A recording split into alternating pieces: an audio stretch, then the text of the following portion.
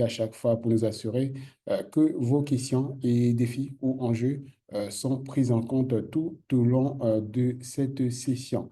Donc, ce ne seront pas de réussir sa prise de fonction, les 11 erreurs à éviter et les 12 actions clés pour marquer des points positifs en moins de 100 jours. Certainement, vous connaissez le dicton qui dit on n'a jamais, bien sûr, la seconde chance, la seconde occasion de faire une première bonne impression. La vérité, c'est que cela est effectivement vrai, encore plus vrai lorsqu'il s'agit d'une prise de fonction. C'est vrai que pour certains, c'est une simple formalité, pour d'autres, c'est un vrai casse-tête. Et la vérité, c'est que pour ceux qui considèrent une prise de fonction qui vient d'être nommée, qui vient d'être promue, qui vient d'être recrutée, qui vient d'être positionnée, ceux qui considèrent cela comme une simple formalité en général, c'est eux qui se cassent la figure, c'est eux qui ont du mal quelques temps après, c'est eux qui sont très, très frustrés quelques moments après. Parce que, encore une fois, prise de fonction, voilà, c'est un processus, hein. Il y a une méthode, il y a une approche à cela qui fait en sorte que on met toutes les cartes à main, du moins on s'assure qu'on a mis voilà, toutes les chances de notre côté pour que cela puisse effectivement bien se passer. Parce qu'encore une fois, voilà, il faut une approche assez systémique de la situation.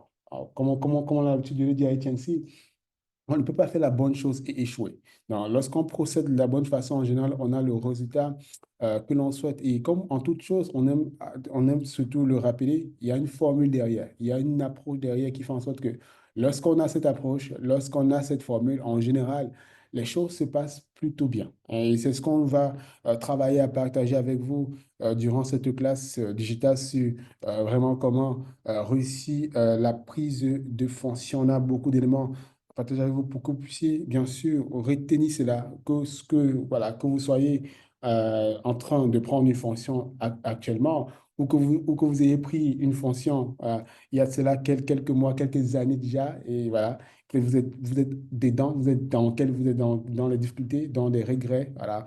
Le but, c'est de voir ce que vous devez ajuster rapidement ou peut-être prochainement, vous aurez l'opportunité d'avoir voilà, une prise de fonction, une promotion, voilà, ou une nomination ou un positionnement. Voilà, et vous aurez l'opportunité de savoir exactement que faire, sachant ce que vous savez, sachant ce que vous aurez appris durant cette classe digitale. Et on va commencer cette classe en voyant ensemble les choses qui ne sont pas évidentes lorsque vous prenez un nouveau poste en interne comme en externe. Et comme vous savez, le raccourci pour être frustré, le raccourci pour, bien sûr, finir par se casser la figure, c'est d'avoir des évidences. Des évidences, c'est, voilà, j'ai une idée de comment les choses devraient se passer. Je suis convaincu que, voilà, les choses doivent se passer ainsi, les choses devraient se passer ainsi, les choses devraient être simples. Et en général, ceux qui s'attendent à ce que les choses sont simples, c'est les gens qui ont la plupart du temps du mal. Parce que, voilà, en général, on compte sur d'autres personnes pour nous rendre la vie simple. Pourtant, en général, ça ne se passe pas ainsi. Ça ne se passe pas ainsi. Il y a toujours des choses qui ne se passent pas comme prévu. Le but du jeu pour nous, c'est de sortir de ces évidences-là. Et en matière d'évidence, il y a quelques évidences que nous avons. Il y a des choses qui ne sont pas évidentes, dont lorsque nous prenons un nouveau poste, que ce soit en interne comme en externe. La première de ces choses-là, c'est l'intégration. L'intégration n'est du tout pas évident. Et dans ce cas de figure, il faut s'assurer d'avoir un plan avec des facteurs, des personnes à connaître, des adaptations à faire et un parrainage. Aussi simple que ça. C'est-à-dire, quel est mon plan pour me faire accepter ici? Quel est mon plan, voilà, pour me faire aimer ici? Ou quel est mon plan pour faciliter ma collaboration ici? Ou quelles sont les personnes, voilà, que je dois absolument connaître? Et quel est mon plan pour connaître ces personnes-là? Quel est mon plan pour me rapprocher de ces personnes-là? Du moins, également, quelles sont les adaptations que je dois faire? Quels sont les changements voilà, que je dois avoir dans mon approche, dans ma personne, dans ma façon d'être, dans ma façon de parler même, dans ma façon de m'habiller, hein, voilà, dans le choix des mots que j'utilise? Voilà, quelles sont les choses que je dois m'adapter? Et bien sûr, qui est mon parent ici? Voilà, voilà, vers qui je vais aller comme en tant que parrainage. Qui sera là pour me tenir la main, pour me dire voici les choses à faire, voici les choses à ne pas faire, voici les choses à éviter ici, voici les personnes à éviter ici, voici, voilà, hein, voici la voie à ne surtout pas prendre, voici la posture à ne surtout pas avoir. Voilà, ce n'est pas évident. Et c'est vrai que parfois on dit, bah, il faut juste aller voir les ressources humaines et puis ils vont, voilà, on va te présenter à deux ou trois personnes. Non, il ne faut pas tomber dans le piège de l'évidence. Ce n'est pas évident. Vous devez avoir votre plan à vous pour savoir quelles sont les choses à tenir en compte, quelles sont les personnes à connaître, quelles sont les adaptations que vous devez faire, quels sont les parrainages que vous devez avoir pour vous assurer que, voilà, pour vous assurer de ne pas être dans l'évidence. Et comme on a dit, le raccourci vers la frustration, c'est l'évidence. Et bien sûr également, l'autre évidence, c'est le changement de milieu, hein. C'est le changement de milieu. Surtout si vous devez changer de ville, par exemple. Surtout si vous devez changer de pays, par exemple. Il faut pas, voilà, ça ne sera pas évident. Ça ne sera pas évident pour votre équilibre social, familial, personnel ou quoi que ce soit, hein. Ça ne sera pas évident. Donc, si vous devez changer de ville, là encore, là, l'affaire est même grave. Mais simplement, même si vous devez juste changer, même quand, lorsque vous changez simplement de bureau, voilà, lorsque vous changez simplement d'étage, même lorsque vous changez simplement euh, simplement voilà, des tâches, ce n'est pas du tout évident. Parfois, tu es au premier, mais ceux du deuxième, ils ont des habitudes, ils ont des routines. Voilà. Et si tu ne te prépares pas à ça, tu vas penser que voilà, eux, ils sont bizarres. Non, c'est toi qui es revenu d'un environnement, c'est toi qui es venu d'un milieu et tu dois savoir comment ce milieu-là marche, hein. Ceux du premier ne se comportent pas comme ceux du deuxième étage. Ceux du deuxième ne se comportent comme ceux du troisième étage. Et si tu penses que c'est évident et que le simple fait voilà, que tu aies changé de tâche, tout va aller voilà, hein, comme du poisson sur la braise, non, ça ne sera pas. Faut surtout pas compter sur cette évidence-là. Et bien sûr, également, l'autre chose également qui n'est pas du tout évidente, c'est l'acceptation, hein. Le fait qu'on soit accepté aussi simplement, le fait qu'on soit accepté par les équipes, le fait qu'on soit accepté par nos compères qui voulaient certainement peut-être la position qu'on nous a donnée, qui voulaient certainement la promotion qu'on nous a donnée. Parfois, on nous a débauchés de l'extérieur pour nous ramener, mais on ne sait pas qu'en interne, il y a des gens qui pensent qu'ils méritent ça, hein, et qui pensent qu'ils peuvent mieux faire que vous, et qui pensent qu'ils ont la capacité, les compétences, l'historique pour pouvoir faire ce dont vous êtes, ce dont on vous a cherché pour venir faire. Et voilà, c'est pas du tout, voilà, c'est pas du pain béni on vous a donné. Il faut travailler sur l'acceptation. C'est pas une évidence, hein, c'est pas une évidence. Il faudra un plan pour se faire adopter. Il faudra un plan pour se faire adopter par les équipes, par les collaborateurs, même par le vigile, hein, même pas le vigile. Hein, même pas la dame, la dame de ménage si y en a. Hein, il faut un plan. Il faut un plan pour vous faire adopter. Il faut un plan voilà, pour vous faire adopter. Voilà, pas, pas tous, du moins. Et également, l'autre chose également, c'est l'adéquation, hein, l'adéquation. Le but ici, c'est de se rappeler d'une chose très importante.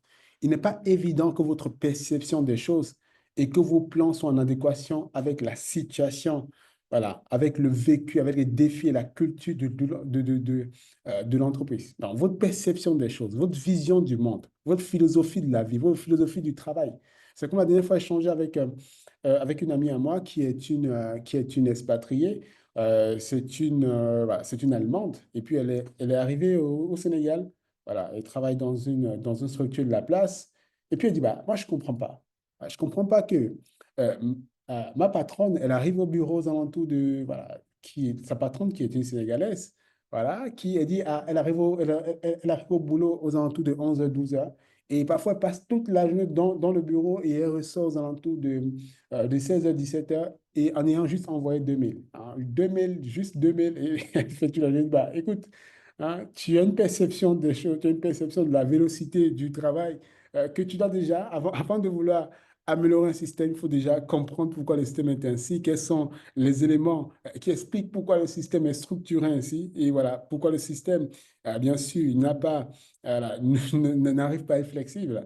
Voilà, si tu arrives là, tu t'offusques, tu prends des positions, voilà, hein, tu vas te casser la tête. Tu vas te casser la tête. Il y a un travail d'adéquation à faire, hein, avec, bien sûr, la situation que tu trouves, avec, bien sûr, avec les défis que tu trouves, ou avec simplement la culture de l'entreprise, la façon de penser et de faire dans cette entreprise-là, qui est complètement différente. Normalement, hein, toute entreprise a sa culture à elle, hein. La façon de penser, la façon de faire des gens dans cette boîte, c'est complètement différent. Et tu dois voilà, faire un travail d'adéquation pour comprendre c'est quoi le flow ici, c'est quoi la vitesse avec laquelle les choses avancent, c'est quoi la vitesse avec les choses, hein, avec laquelle les, les choses peuvent être orientées, hein. Il y a ce travail d'adéquation qui est très important, bien sûr, à faire.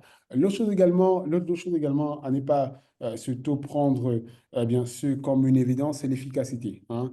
C'est l'efficacité. Ne pas dire, voilà, hein, je viens ici avec un background, je viens ici avec certaines expertises, compétences.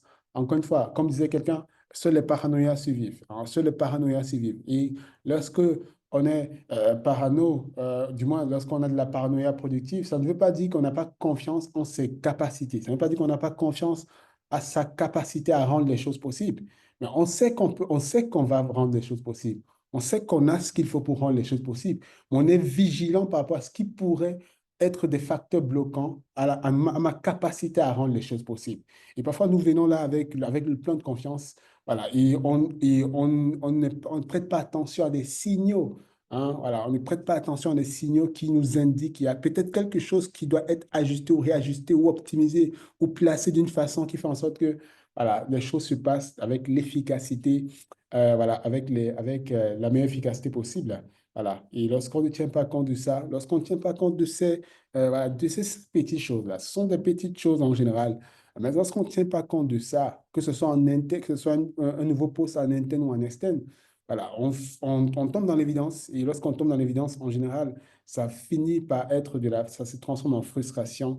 Et bien sûr, on finit par se casser, bien sûr, la figure. Alors, c'est très important pour nous de ne pas rester ou si on a été ou si on est actuellement dans ces évidences-là, de ne pas du tout rester. Et si sera prochainement tenté à y être, voilà, il faut sans aucun doute les éviter, s'il vous plaît. Et bien sûr, également, lorsqu'on parle ici de prise de poste, donc que ce soit en interne ou en externe, la prise de poste, prise de fonction, il y a un travail surtout de préparation, hein. Comme quelqu'un disait, si j'ai 7 jours pour pouvoir couper un arbre, je vais passer les 6 premiers jours à limer, hein, ma hache ou à limer ma machette ou à limer ma scie, hein. C'est très important le travail de préparation et d'enquête à faire avant de prendre un nouveau poste. Et la plupart des gens ne font pas l'enquête nécessaire. Ils font pas l'enquête nécessaire. Et comme on a l'habitude de le répéter lors des classes digitales, hein, qui n'a pas fait d'enquête n'a pas droit à la parole, hein. C'est écrit dans le livre Sous l'orage de Sédou Badiane. Donc, qui n'a pas fait d'enquête n'a pas droit à la parole. Parfois, on ne fait pas d'enquête et on est là en train de, voilà, d'avoir une posture de victime de quelqu'un à qui les choses arrivent. Non, tu as un travail d'enquête, un travail de préparation que tu devais faire, mais que tu n'as pas fait, peut-être parce que tu ne sais pas.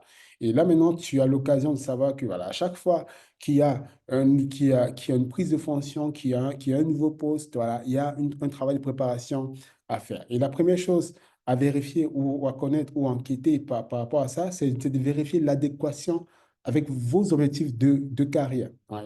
Il faut simplement reprendre la question. Voilà. Est-ce que ceci répond à mes objectifs de carrière ou vais-je les ajuster? Ou pendant combien de temps, voilà, je peux dévier. Voilà, si ça entre dans mes objectifs de carrière, c'est une étape dans les objectifs de carrière que j'ai imaginé, que j'ai visualisé, que j'ai structuré, voilà. Voilà, c'est une bonne nouvelle. Maintenant, si ça n'entre pas, voilà, hein, dans combien de temps je me donne? Pourquoi je vais faire ainsi? Combien de temps je me donne pour remettre les choses dans le ordre? Le but, ce n'est pas fait, le but, c'est ne surtout pas finir par se victimiser, parce que nous sommes très bons là-dedans. On se retrouve dans des choses dont on avait l'opportunité de dire non, ou, voilà, ou de pouvoir poser certaines conditions, mais on ne le fait pas. Et ensuite, on se positionne comme quelqu'un qui est victime de quelque chose. Donc, il faut se poser la question, est-ce que ceci correspond à mes objectifs de carrière ou vais-je les ajuster? Hein, ou est-ce que je vais ajuster simplement mes objectifs de carrière ou pas? Donc, si, voilà, si je suis, voilà, si on me dit, voilà, si j'étais si c'était celui-là qui était, comme la dernière fois, voilà, quelqu'un avec qui nous accompagnons qui était comptable et qui on a proposé d'être directeur financier, mais pour lui, voilà, pourtant, il voulait prendre un virage différent. Il voulait aller vers les ressources humaines. Donc, maintenant, si on te propose ça, en acceptant, il faut savoir que là, il y a quelque chose qui va se passer. C'est vrai que, voilà, les à côté de ça voilà, sont assez, hein, sont assez attirant, on va dire ça ainsi. Les à côté, hein, peut-être l'augmentation de salaire, peut-être les choses, le package voilà, qui est offert, c'est assez alléchant. Mais il faut savoir que voilà, par rapport à tes objectifs de carrière, il y a une déviation qui est en train de te faire. Et voilà, il faut t'assurer d'être d'accord avec ça. et ne pas voilà, poser cela sur la tête de quelqu'un d'autre plus tard. L'autre chose également à vérifier, c'est l'adéquation culturelle. Hein. L'adéquation culturelle. Comme on a dit, hein, comme dans une maison, une entreprise, il y a une façon de faire et de penser. Hein. C'est ça qu'on appelle la culture de l'entreprise. Les gens dans cette entreprise, ils ont une façon de faire, ils ont une façon de penser. Ah, et il faut vérifier est-ce qu'il y a des ajustements que je dois opérer pour m'aligner sur la culture de cette entreprise-là. Aussi simple que ça. Si tu vas, par exemple, à UBA et que tu remarques que voilà, la plupart des top managers, ils s'habillent avec une cravate rouge, ne va pas là-bas en tant que top manager et puis tu dis que tu ne mets pas la cravate rouge. Il y a un défi. C'est pas l'entreprise qui a le défi, non. C'est toi qui n'as pas vérifié que tu as une adéquation culturelle avec comment les choses se font. Voilà, ou comment les choses se font dans cette boîte-là. Et c'est très important de vérifier ça. Hein, la façon de faire les choses, hein, le leadership dans cette boîte-là. Hein, voilà, il faut vérifier tous ces éléments-là, du moins à vérifier le maximum que vous pouvez.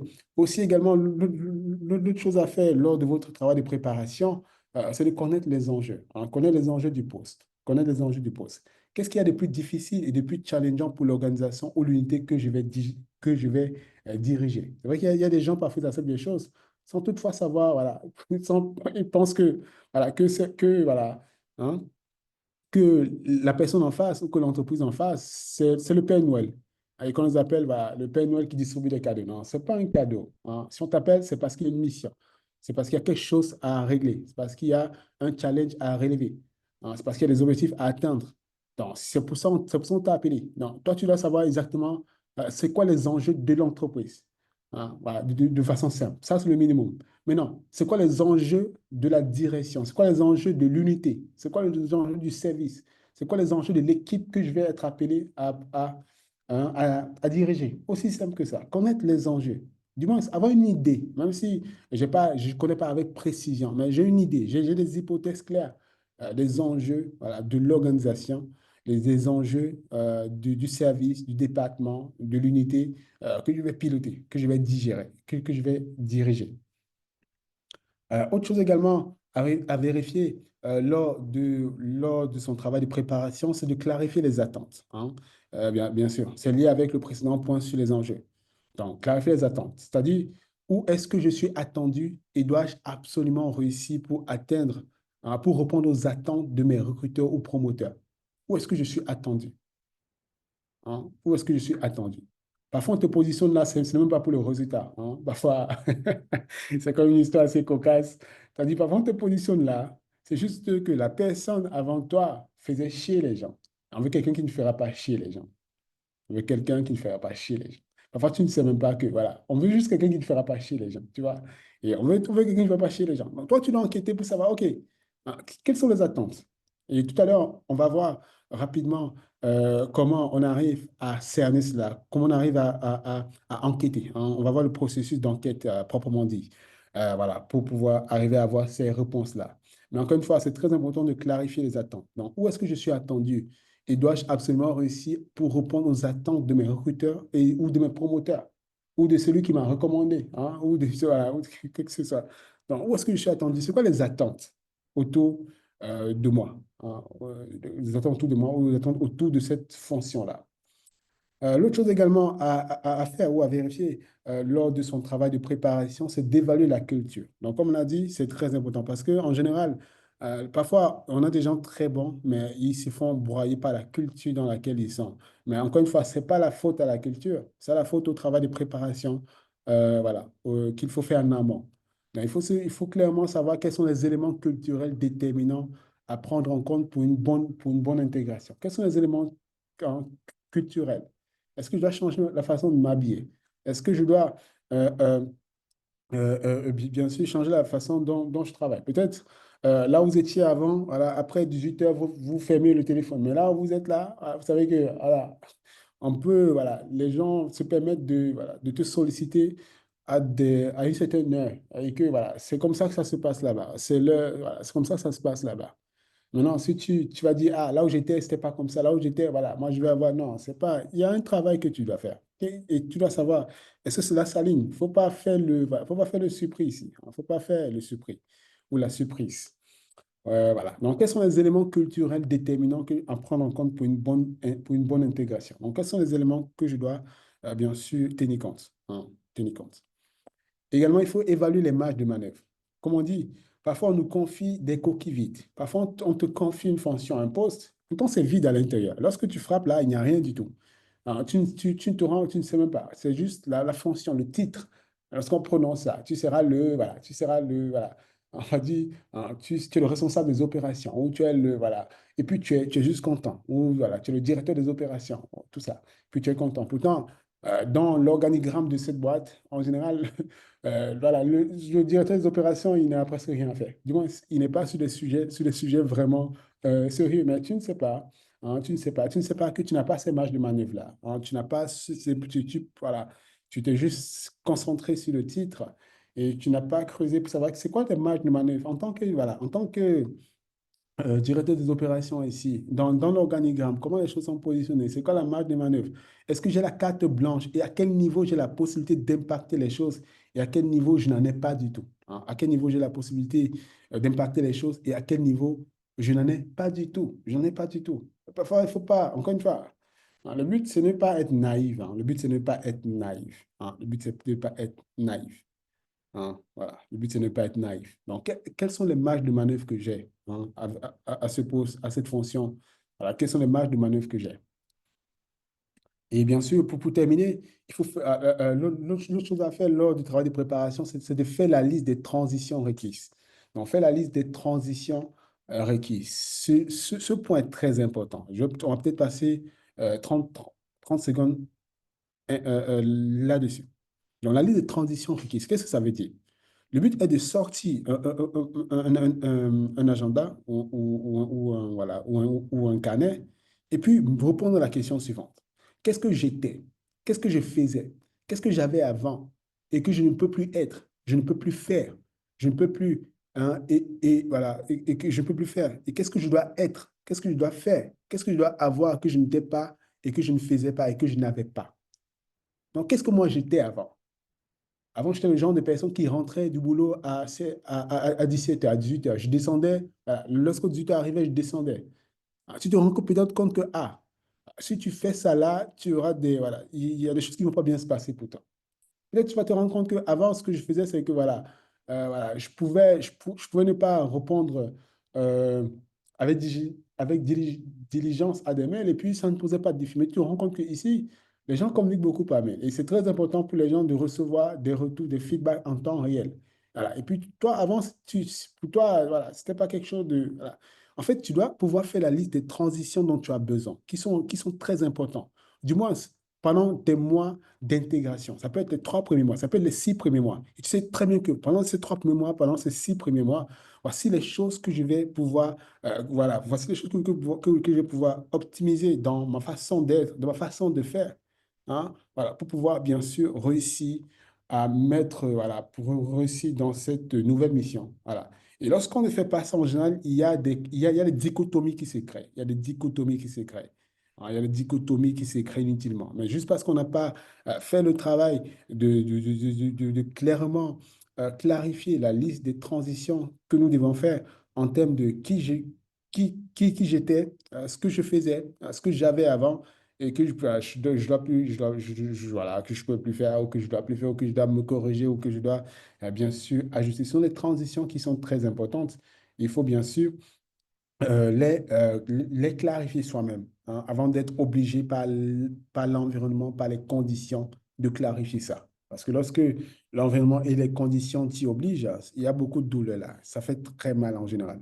Ça fait très, très mal en général. Et puis l'autre chose également à faire lors du travail de préparation, c'est d'affiner la stratégie d'intégration et d'acclimatation. Ce qui veut dire simplement ici, mon job, ça sera de savoir quelles sont les dispositions que je dois prendre pour bien m'intégrer et m'acclimater.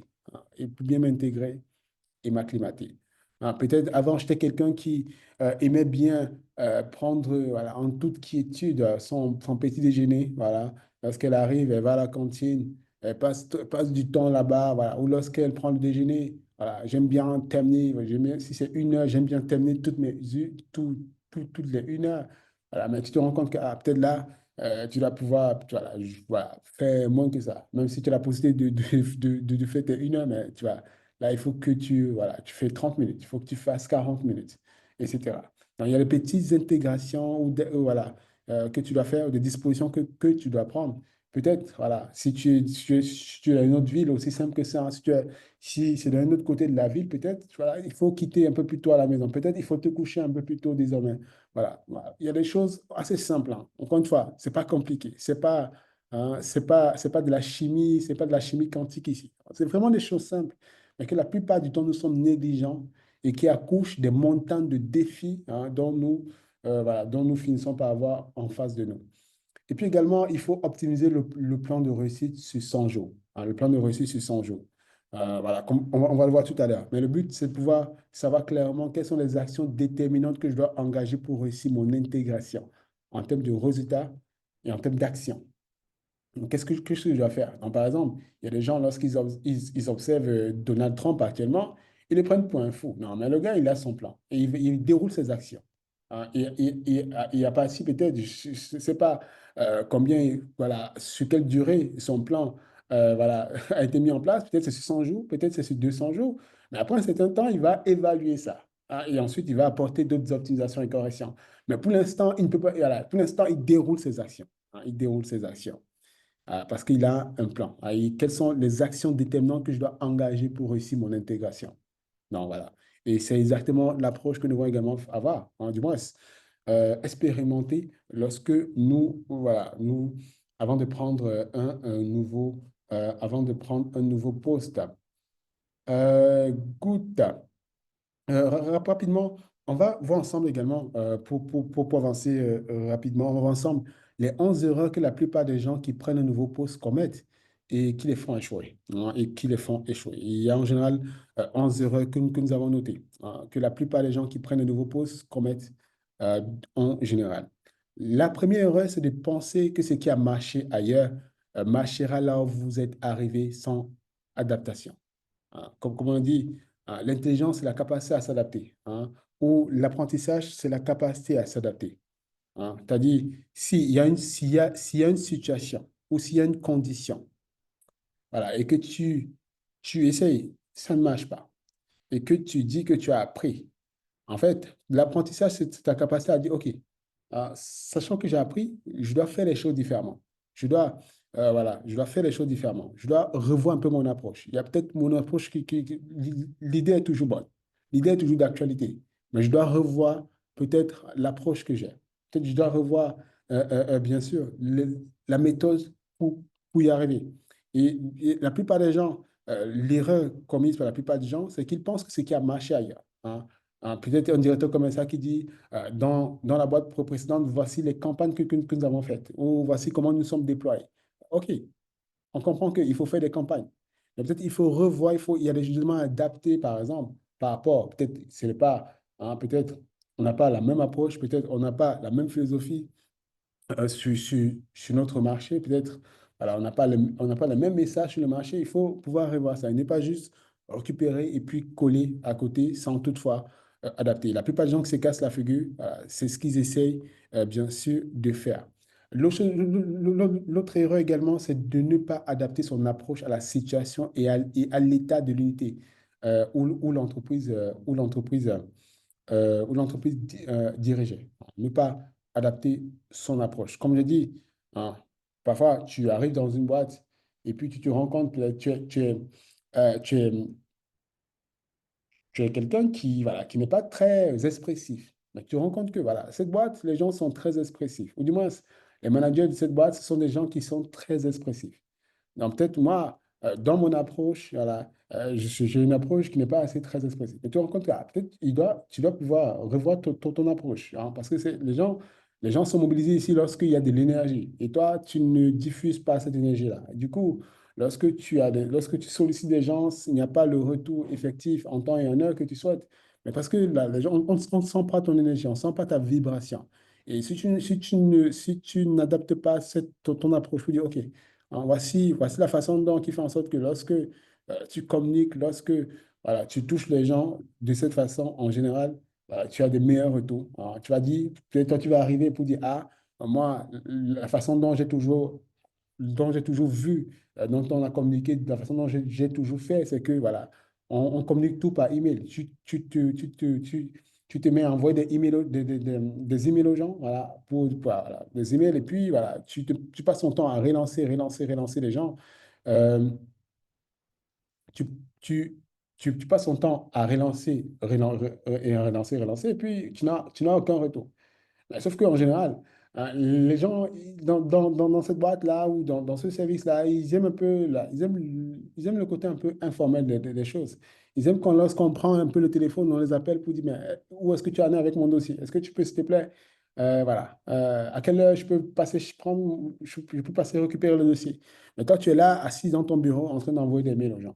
Et tu te rends compte que, mais, il y a quelque chose qui ne va pas. Ton approche, voilà, ce n'est pas du tout la meilleure, hein. Tu vas revoir, hein. Voilà. Peut-être il faut te lever un peu, il faut aller frapper, il faut aller t'asseoir dans le bureau des gens. Voilà. C'est ainsi. Si tu ne revois pas ça, hein, voilà, si tu ne revois pas l'approche, voilà, tu auras du mal, hein. Pas parce qu'encore une fois, hein, encore une fois, c'est la formule. C'est la formule et il faut bien sûr adapter ça. Il y a des gens qui disent qu'ils ont un défi avec le son. Est-ce que le son est bon chez vous? Allez, est-ce que je suis bien reçu, s'il vous plaît? Est-ce que je suis bien reçu?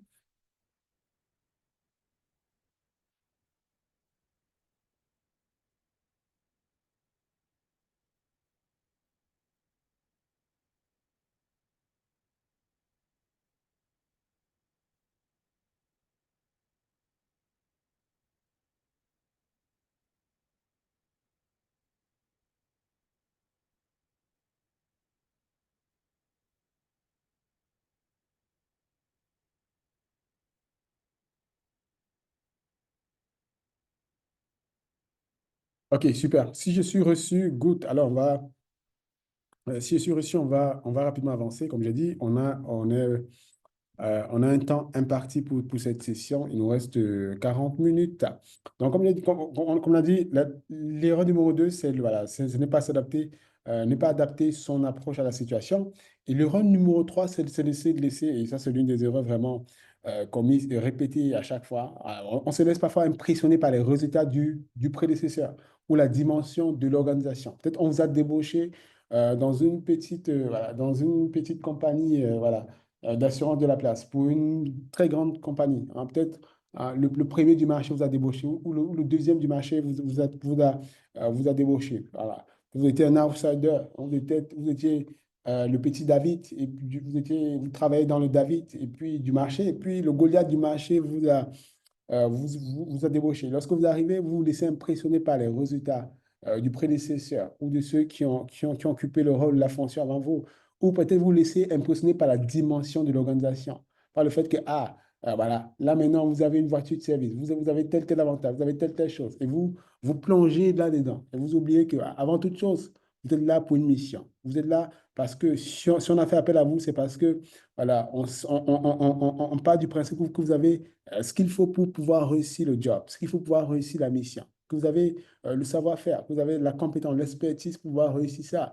Donc, si on a fait appel à vous, c'est parce que, voilà, on est parti du principe que vous avez ce qu'il faut. Donc, le fait de se laisser impressionner, puis dire, mes prédécesseurs étaient ainsi, ainsi, ainsi, non. Et ces prédécesseurs étaient ainsi, voilà. Mais si on vous a dit, vous allez vous asseoir là, c'est parce qu'il y a des choses, voilà, hein, c'est parce que vous avez ce qu'il faut, du moins, parce que vous remplissez certain nombre de conditions. Donc, vous avez du mérite. Vous avez du mérite.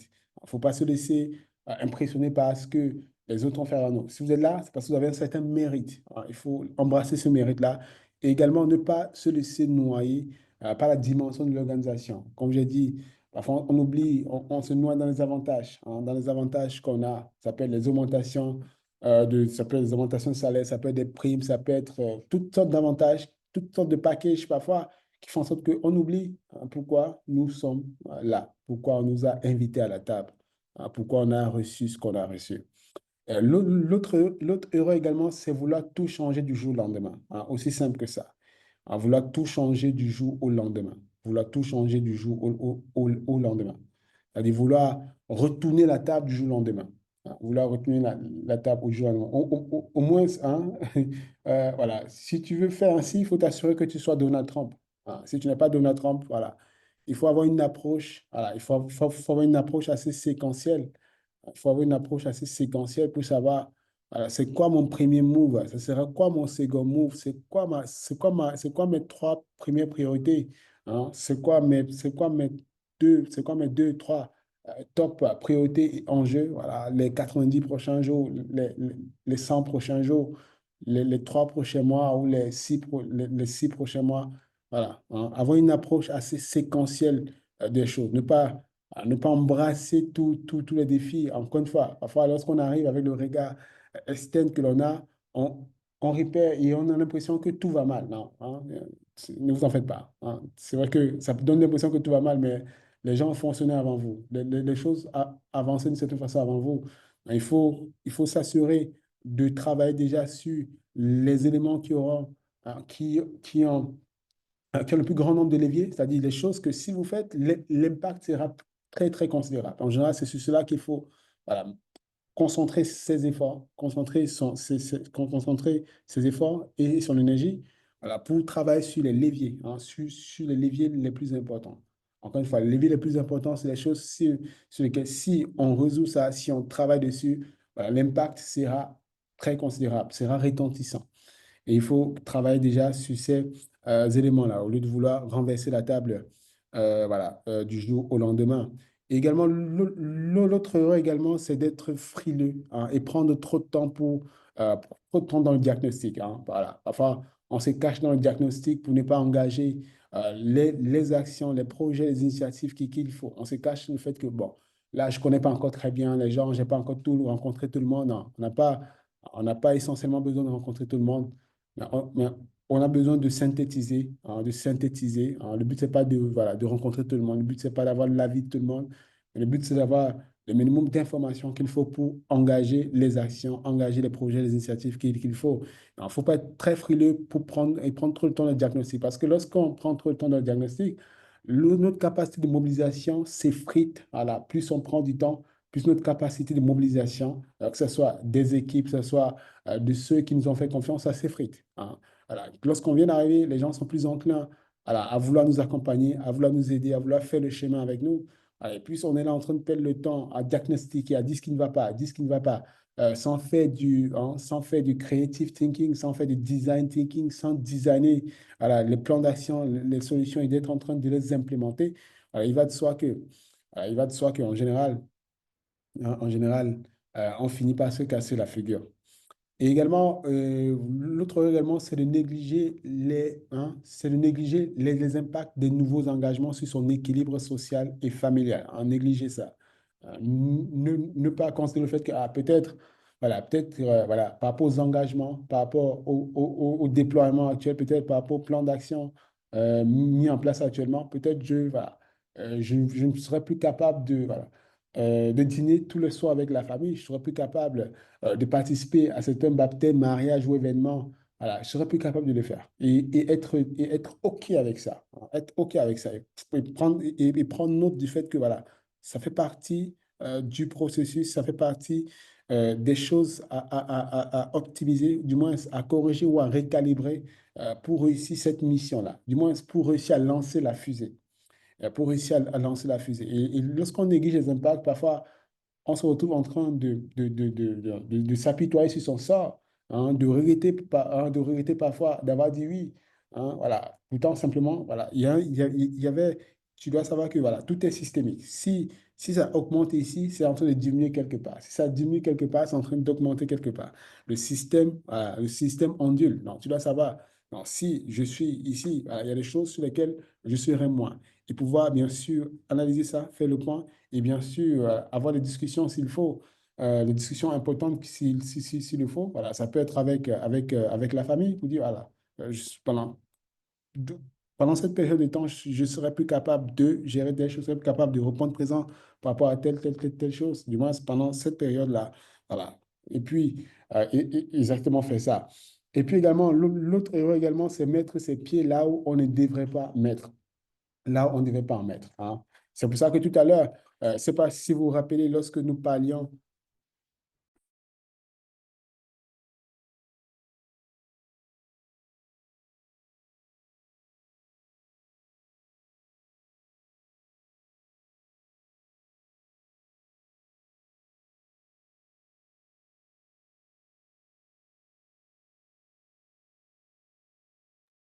Tout à l'heure, je ne sais pas si vous vous rappelez, tout à l'heure, nous parlions du parrainage. Je ne sais pas si vous vous rappelez. Non, le but, c'est que le but du parrainage, par exemple, hein, c'est d'éviter de poser les pieds sur des mines. Hein. Parce que parfois, nous avons des courtes durées voilà, dans nos fonctions, etc. Parce que nous posons les pieds sur des mines. Hein, parce que quelqu'un ne va pas dire, ah, là, c'est miné. Là, c'est miné. Si tu veux toucher à ça, tu dois avoir des voies de contournement. Hein. Tu ne vas pas aller directement. Et il y a des gens qui nous préviennent que là, c'est miné. Et parfois, on pose les pieds là où on ne devrait pas poser. Tu poses les pieds sur la mine et lorsque tu poses les pieds sur la mine, qu'est-ce qui se passe? Allez, il y a explosion. Voilà. Et puis, ta tête est coupée. Hein. Pas parce que tu n'es pas capable de faire le job, mais juste que tu as mis les pieds là où tu ne devrais pas en mettre. Hein. Simplement ça. Également, l'autre erreur également, c'est ne pas réussir à connaître et à avoir en soi les gardiens de la tradition, les gardiens du temple, là, les gardiens du temple. C'est-à-dire, il y a des gens avant toi hein, qui sont là depuis là. Hein. Il faut t'assurer de les connaître. Hein. Et il faut t'assurer de les avoir avec toi, hein, de travailler le mieux possible à les avoir à tes côtés, de les avoir avec toi. Les gardiens du temple, les gardiens de la tradition. Hein, le gardien de tradition, celui qu'on appelle le vieux père, hein, celui qu'on appelle le vieux, hein, le grand, le sage. Hein, il y a des gens, ils sont là et puis ils t'observent. Ils disent, bon, lui là, il n'est même pas venu nous voir, il ne demande même pas notre avis, hein, il ne nous tient même pas informés, il ne nous tient pas au courant. Voilà, et puis les gens t'observent. Il t'observe, il t'observe. Et voilà, si tu continues à procéder ainsi, voilà, simplement, voilà, il y a des grenades qui te seront lancées. L'autre erreur également, pour faire vite et simple, c'est être hanté par la peur d'échouer, hein, comme ce fut le cas ailleurs. Mais la bonne nouvelle, c'est que lorsqu'on a l'opportunité d'avoir un nouveau poste, une nouvelle fonction, une promotion, une nomination, etc., c'est l'opportunité de faire les choses différemment, avec l'expérience qu'on a, sachant les erreurs qu'on a eu à faire dans le passé, sachant bien sûr les choses également que nous avons eu à apprendre du passé. Hein. Et bien sûr, en partant de ce principe-là, ça veut dire quoi? Ça veut dire ce qui s'est passé avant, les erreurs que j'ai faites ou les échecs que j'ai eus dans le passé, c'est une bonne nouvelle parce que désormais, ils sont en train de m'éclairer sur les choses à tenir compte ou à ne pas faire ou à faire davantage ou bien sûr à veiller dessus.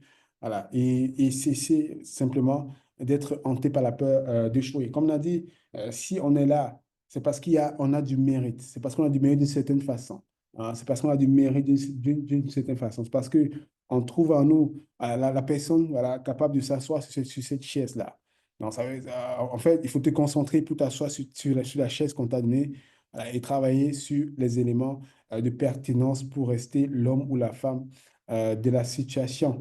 L'autre erreur également, c'est de continuer à parler le langage de d'où on vient hein, et s'attendre à avoir au moins les bonnes questions de là-bas ou de regretter les choses voilà, qui ne sont pas ou que l'on en pensait. Hein. Parce que comme vous savez, la pire chose qui puisse arriver à quelqu'un qui s'engage dans une nouvelle relation, c'est de comparer le partenaire ou la partenaire actuelle à ses ex. De dire, bah, mon ex était ainsi, toi tu n'es pas ça, mon ex fait ça, toi tu ne fais pas ça, mon ex a ça, toi tu n'as pas ça. C'est la pire erreur voilà, quelqu'un puisse faire lorsqu'il ou elle s'engage dans une nouvelle relation. Bien évidemment, c'est également voilà, si on s'engage également comme ça, si on procède également ainsi avec une entreprise, vous dit, ah, mon ancienne entreprise était comme ça, eux, ils donnaient ça, on donnait ça là-bas, on faisait ça, eux, ils ne font pas ça ici, bah, il va de soi que tu es essentiellement en train de creuser hein, ta propre tombe, hein, la tombe de ton épanouissement, voilà, de ton épanouissement personnel. Parce qu'encore une fois, voilà, les entreprises ne se ressemblent pas. Chacune a ses caractéristiques, hein, chacune a ses bonnes nouvelles, chacune a ses moins bonnes nouvelles.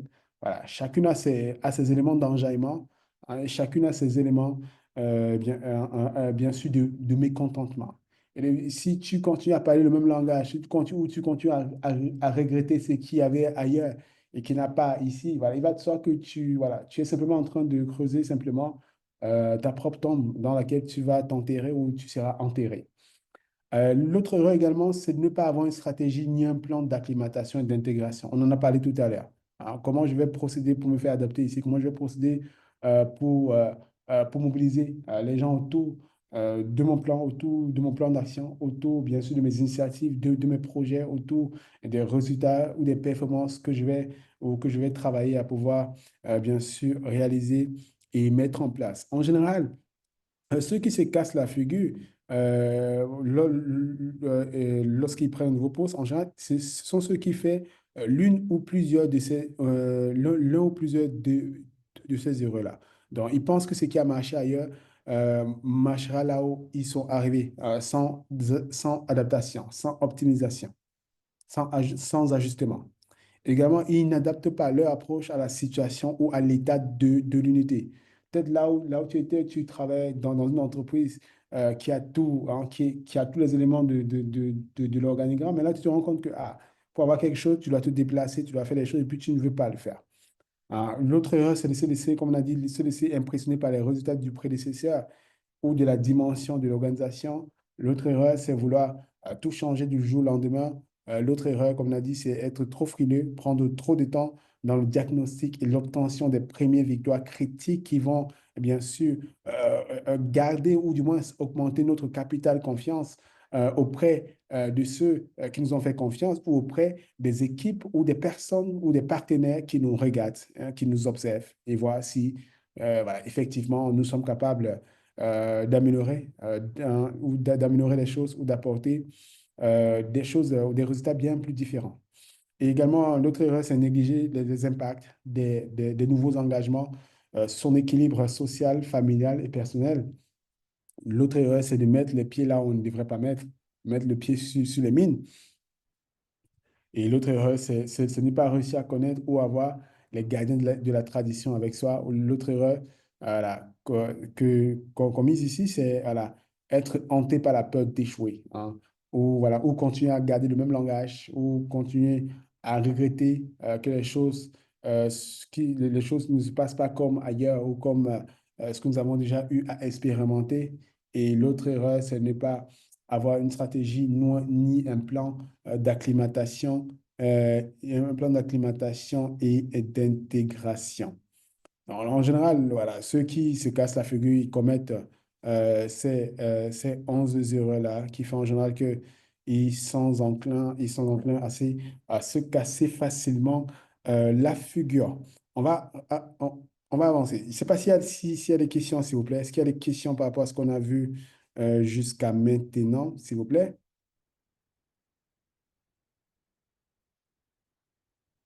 Est-ce qu'il y a des questions et est-ce que je suis bien reçu? Il y a des feedbacks au niveau du son, encore une fois. Je ne sais pas si je suis bien reçu en termes de son et d'image. Oui, est-ce qu'il y a des questions par rapport à ce que nous avons vu jusqu'à maintenant, s'il vous plaît, pour permettre d'avancer assez rapidement? Est-ce qu'il y a des points, des questions? Voilà. Et s'il n'y a pas de points, s'il n'y a pas de questions,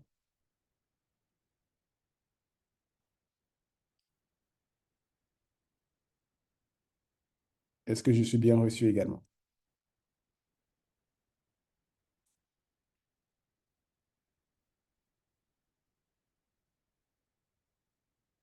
Good.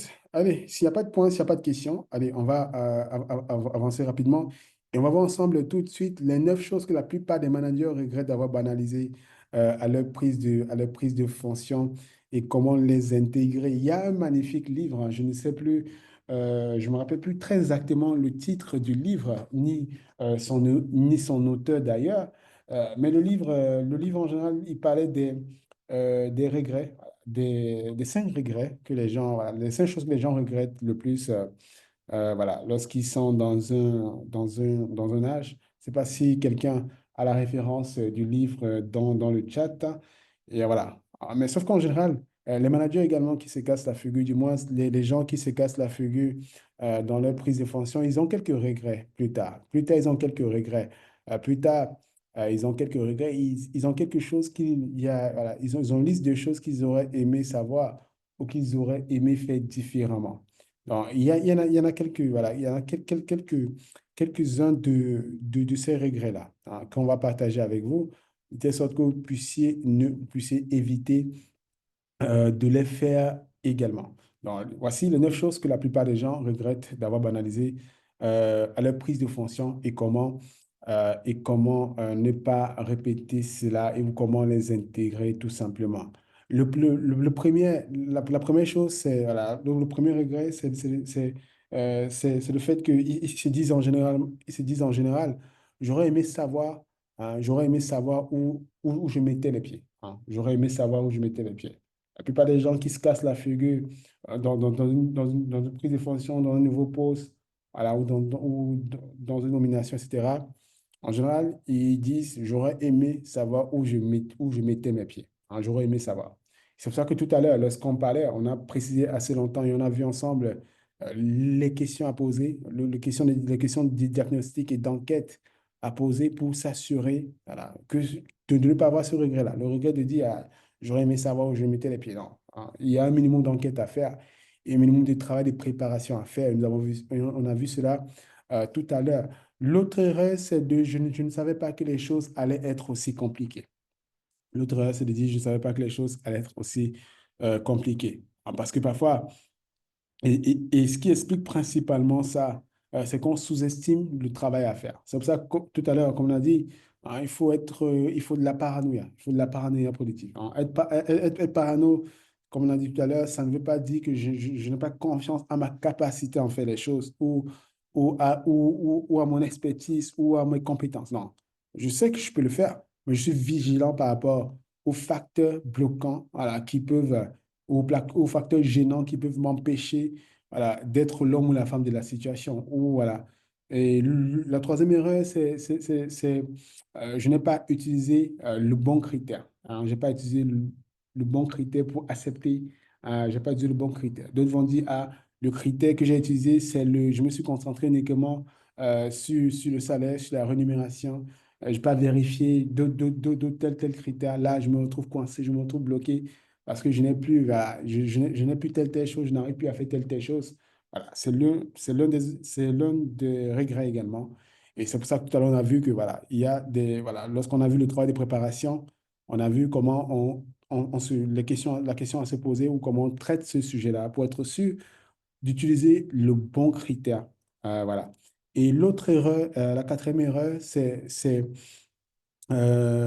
j'aurais dû bâtir mes choix j'aurais dû bâtir mes choix sur mes objectifs et le contexte et non ce qu'on m'a dit.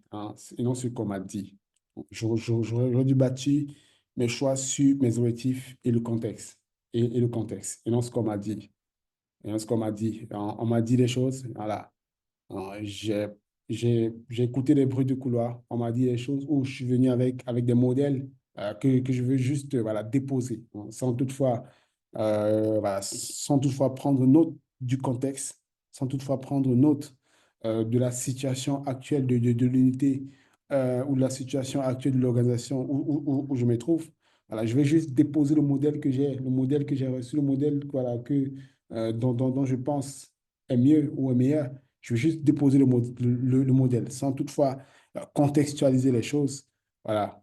Et en général, quand c'est ainsi, on se casse la figure et on n'a que ses yeux pour pleurer, on n'a que des regrets nourris.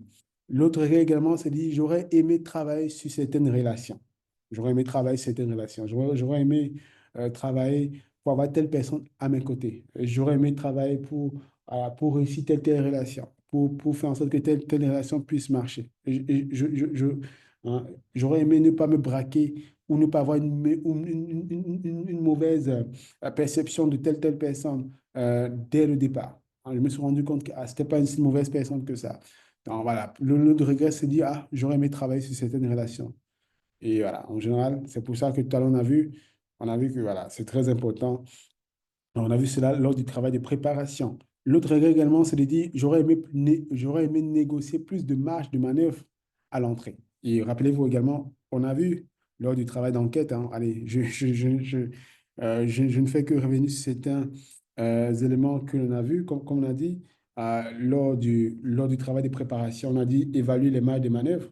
Parce qu'en général, quand tu ne fais pas ça, voilà, qu'est-ce qui, qu'est-ce que tu accouches? Tu accouches des regrets tout simplement. Le regret numéro 6 pour dire, j'aurais aimé négocier plus de marge de manœuvre. J'aurais aimé négocier plus de flexibilité, plus de pouvoir peut-être. Voilà, plus de pouvoir.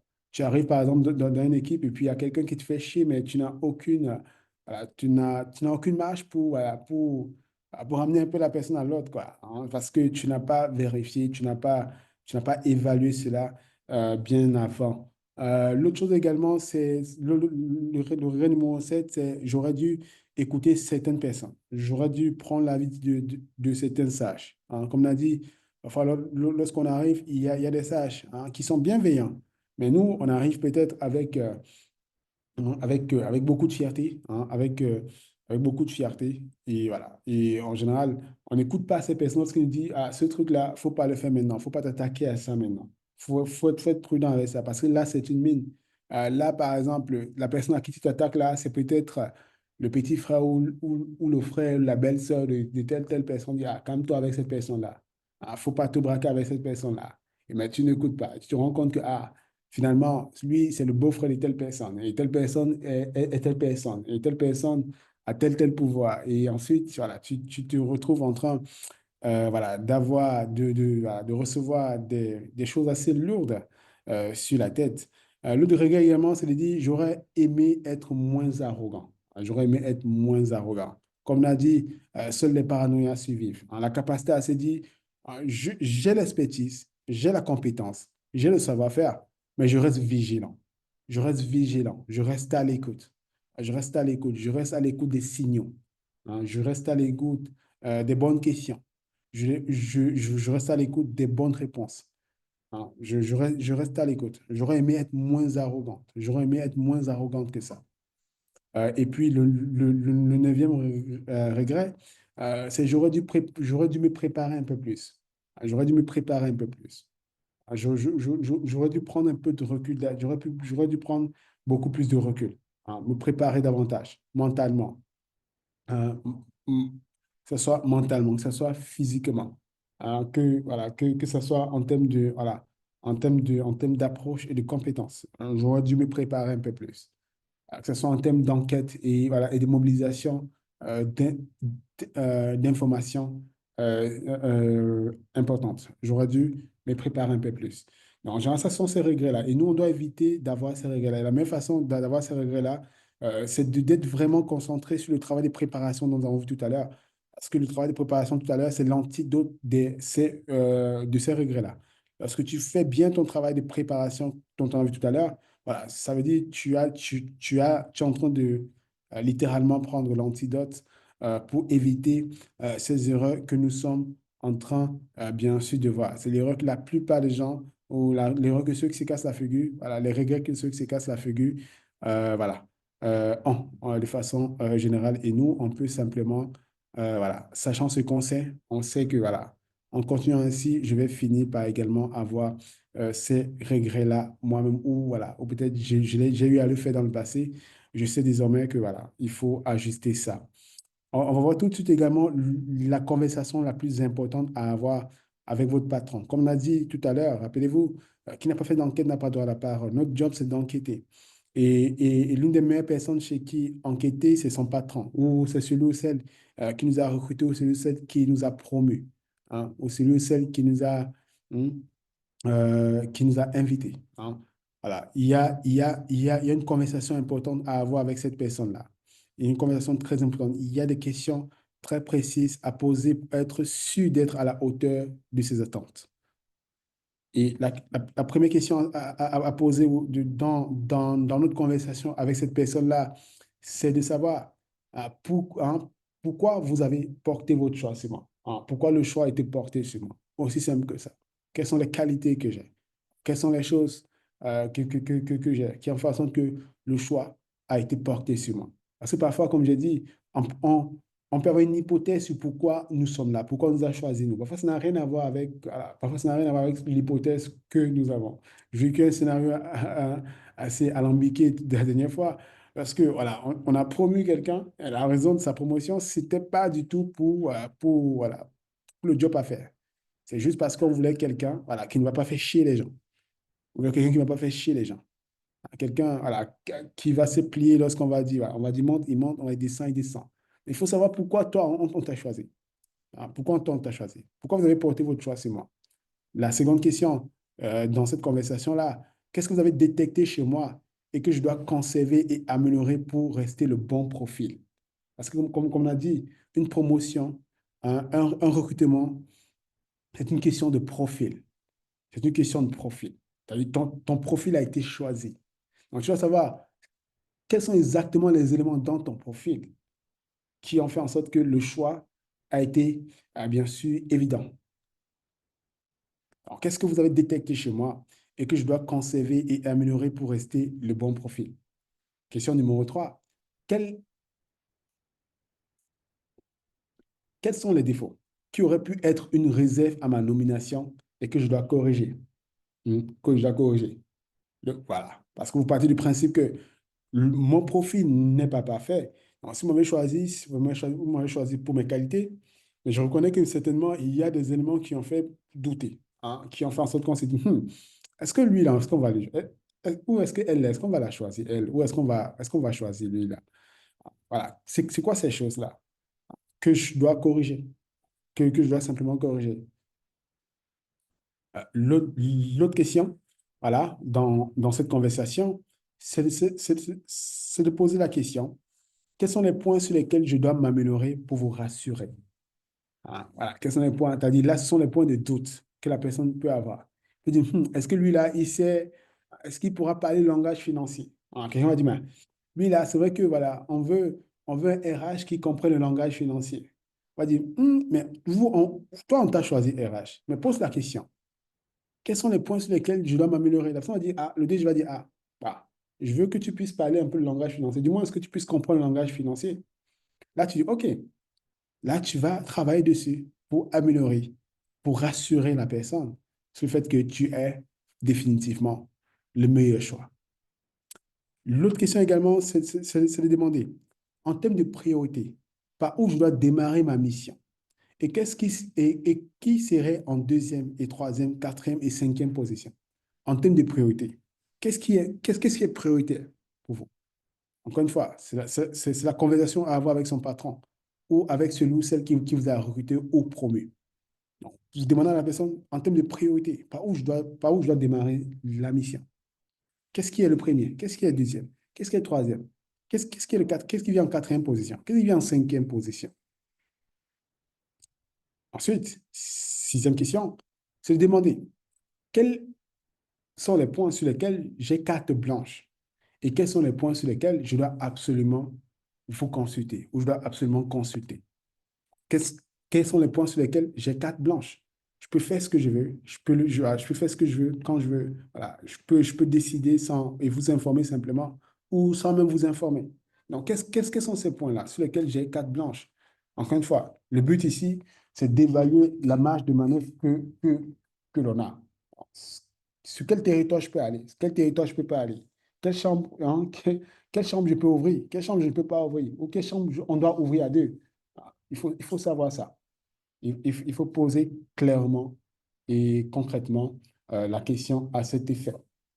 Euh, Septième question, voilà, dans cette conversation-là, c'est de savoir quel move en termes de choix, orientation, initiative pourrait vous fâcher et fâcher nos interlocuteurs, fâcher les partenaires les plus importants. Quel move en termes de choix, d'orientation, d'initiative pourrait vous fâcher? Question numéro 8 dans cette conversation.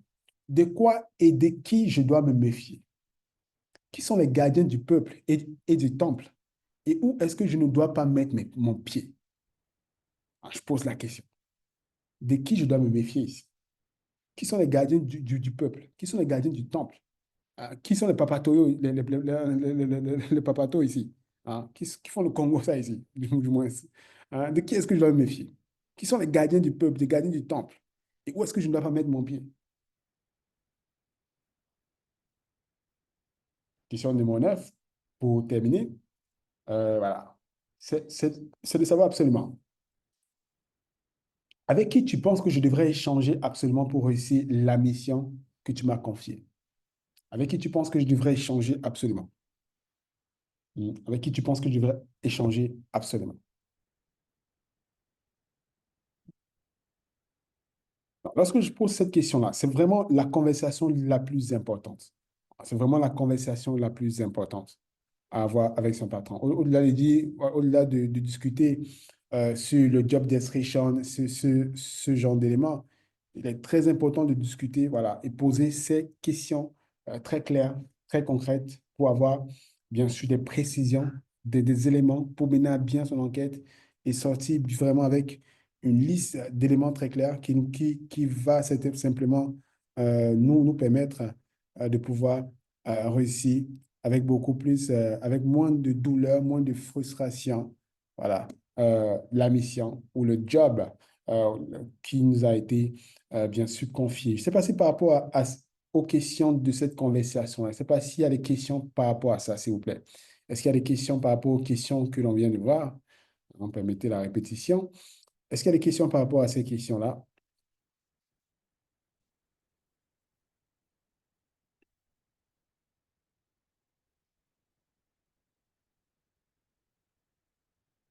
Il n'y a pas de questions indiquées afin qu'on puisse avancer assez rapidement. S'il y a des questions par rapport à ces questions.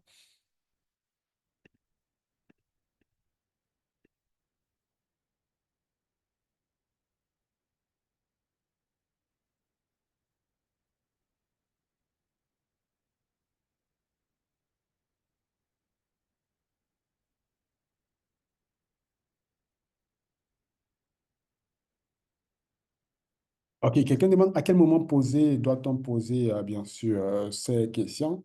Allez, absolument, lorsque, voilà, voilà, le plus rapidement possible, une fois que le choix a été porté sur nous, une fois que le choix a été porté sur nous, voilà, que nous ayons dit oui ou non, voilà, on peut déjà voilà, initier cette conversation-là. Mais le meilleur scénario possible, c'est qu'on ait déjà répondu, bien sûr, oui oui à la proposition qui nous a été faite. Voilà, là, voilà, parce que la personne sera plus confiante à nous partager des éléments et ces informations-là. Mais une fois que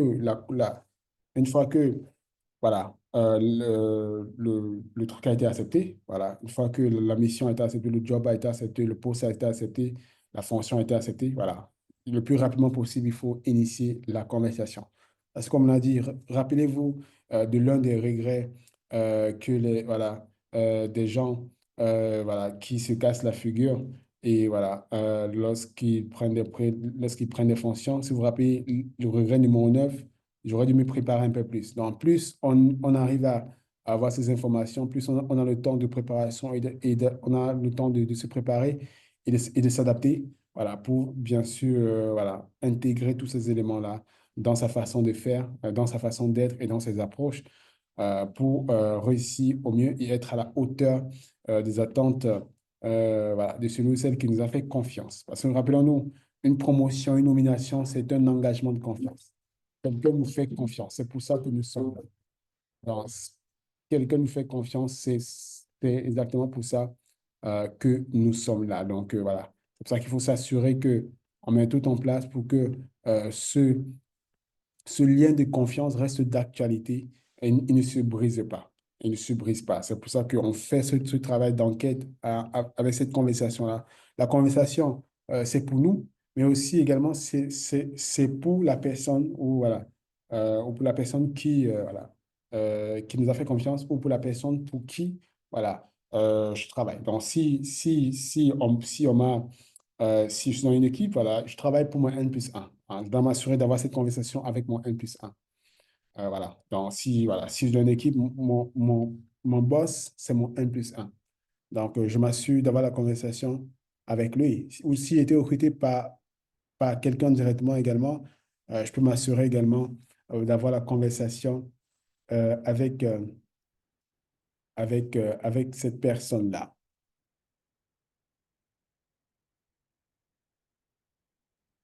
OK, good. Cela étant dit, on va rapidement avancer pour pouvoir ensemble calibrer, comment est-ce qu'on calibre les échanges avec les équipes en place pour être sûr de comprendre rapidement le contexte sans les différents biais. Hein. Parce que rappelez-vous, l'un des enjeux lors de la prise de fonction, c'est la mobilisation des différents partenaires, des différentes équipes. Voilà. Et c'est là où la plupart du temps, la plupart des managers que nous sommes, pas des dirigeants que nous sommes, c'est là où nous avons la plupart du temps vraiment, vraiment du mal. La mobilisation des gens, s'assurer d'avoir des gens avec nous, hein, s'assurer de les avoir, bien sûr, avec nous. Donc, il y a des échanges absolument que nous devons avoir, hein, que nous devons avoir. Et il faut les calibrer. Il faut les calibrer. Et surtout pour éviter d'être contaminé. Parce que lorsqu'on échange aussi avec des gens, il y a des gens qui sont là avec leurs frustrations, avec leurs énervements. Il faut s'assurer voilà, de capter exactement ou de tirer exactement ce qu'on veut tirer. Et ne pas laisser les émotions des autres, les frustrations des gens, les envies de vengeance de certains, les envies de sabotage d'autres nous contaminer. Donc, pour réussir cette alchimie-là, pour réussir ce calibrage-là, il faut préparer des questions précises à poser à tout le monde. Faut pas venir dans la conversation sans avoir des, hein, des questions auxquelles nous voulons avoir des réponses. Il faut partir avec des questions. J'ai des questions, je veux avoir des réponses et j'engage la discussion dans ce sens-là. Et ne pas juste être là en train d'avaler et de recevoir tout et n'importe quoi. Sinon, encore une fois, on va être contaminé, on va être mélangé et on aura beaucoup, beaucoup, beaucoup de mal. La deuxième chose dans ce travail de calibrage, c'est de comparer les réponses et bien sûr, et dégager les synthèses. Donc, quelles sont les choses qui reviennent? Quelles sont les choses qui reviennent? Quels sont les points qui sont assez récurrents? Voilà. Quelles sont les choses qui reviennent? Quels sont les points euh, euh, qui sont assez récurrents? Donc, il faut que je puisse dégager ça pour clairement faire des synthèses. Ensuite, écouter tout le monde et tous les clans. Hein. Ne pas mettre, voilà, écouter tout le monde, hein, du moins, mieux que vous pouvez écouter tout le monde, écouter tout le monde, écouter tout le monde. Ensuite, demandez aux gens s'ils ont la preuve de ce qu'ils allèguent. Hein. Demandez aux gens s'ils ont la preuve de ce qu'ils allèguent. Hein. Quels sont les faits qui supportent ce qu'ils vont vous dire? D'autres vont vous dire, ah, ici, on ne fait pas telle chose. Vous dites, OK, pourquoi tu penses ça? Qu'est-ce qui t'amène à tirer cette conclusion-là? Ah, qu'est-ce qui t'amène à penser ce que tu penses là? Voilà. Demandez aux gens, voilà, la preuve de ce qu'ils allèguent. Et ne pas juste boire tout ce qu'on vous dit, voilà, comme du bon lait. Et également, identifier l'objectif commun et unanime le long des conversations. Identifier ça. C'est quoi l'objectif? Et identifier et puis rappeler ça. L'objectif commun et unanime.